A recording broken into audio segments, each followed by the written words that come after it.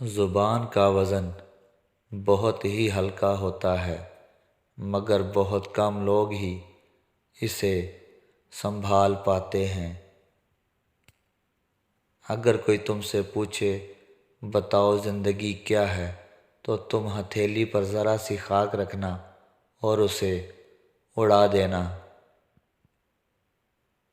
بوڑھے آدمی کی رائے نوجوانوں کے ارادوں سے بھی مضبوط بلکہ مضبوط تر ہوتی ہے۔ کسی کی تباہ حالی پر خوش نہ ہو، کیا خبر کل زمانہ تمہارے ساتھ یہی برتاؤ کرے۔ انسان کا سب سے بڑا دشمن اس کا دماغ ہوتا ہے، جو پکڑ پکڑ کر لاتا ہے ان لمحوں کو جو تکلیف دیتے ہیں۔ کبھی بھی اپنی جسمانی طاقت اور دولت پر بھروسہ نہ کرنا، کیونکہ بیماری اور غربت آنے میں دیر نہیں لگتی۔ جو تمہارا غصہ برداشت کرے اور ثابت قدم رہے تو وہ تمہارا سچا دوست ہے۔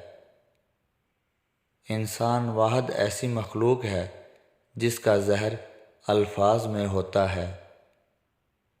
سب سے بڑا عیب یہ ہے کہ تم کسی پر وہ عیب لگاؤ جو خود تم میں موجود ہو۔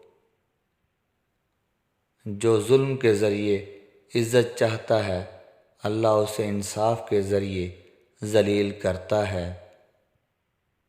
جو چھوٹے ہاتھ سے دے گا وہ لمبے ہاتھ سے پائے گا۔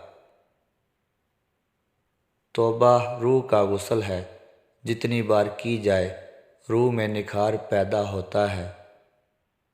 سب سے بڑی خیانت قوم سے غداری ہے۔ جو شخص عقل رکھتا ہے وہ اکثر خاموش رہتا ہے۔ اللہ پر اعتماد کرنے والے کا وقت اچھا گزرتا ہے۔ ذلت اٹھانے سے بہتر ہے کہ تکلیف اٹھاؤ۔ جس کو شک زیادہ ہوتا ہے اس کا دین برباد ہو جاتا ہے۔ دنیا میں جو اللہ تعالیٰ کا خوف رکھنا آخرت کے ڈر سے بچاتا ہے۔ صرف پیسے کا ہونا رزق نہیں ہے، نیک اولاد، اچھا اخلاق اور مخلص دوست بھی رزق میں شامل ہیں۔ جھوٹے کی سب سے پہلی سزا تو یہ ہے کہ اس کی سچی باتیں بھی ٹھکرا دی جاتی ہیں۔ صبر کی دو صورتیں ہیں، جو ناپسند ہو اسے برداشت کرنا اور جو پسند ہو اس کا انتظار کرنا۔ ہر چیز عقل کی محتاج ہے اور عقل ادب کی محتاج ہے۔ غم کو دور کرنے والی بہترین چیز تقدیر الہی پر بھروسہ کرنا ہے۔